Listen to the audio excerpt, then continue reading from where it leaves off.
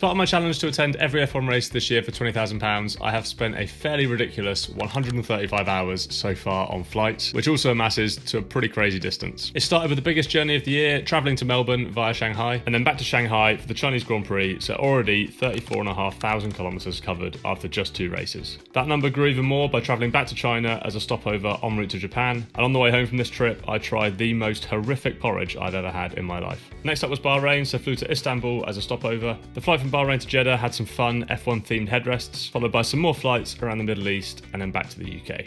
It was then time to head west for the first time this year to Miami for US race number 1 of 3, and then the European legs began with trips to Florence to get to Imola, Nice to get to Monaco, and then Barcelona to get to Barcelona. Back across the Atlantic again for a weekend in Montreal, and then the most recent flights of the year to Austria and then back from Austria via Germany, before my home Grand Prix of Silverstone. So 26 flights and 100,881 kilometres later, that is half of the season complete. I also worked out that on top of the 135 hours spent on flights, there's also been roughly 75 hours spent in airports, whether that be a layover or whether that be just waiting for a flight to depart. So basically, my life revolves around Formula One. I mean, it always has, but this year is obviously taking it to a bit of a ridiculous level. But it's been incredible so far. I wouldn't change a thing about it. And I'm very excited that this mini break is over and it is finally race week again.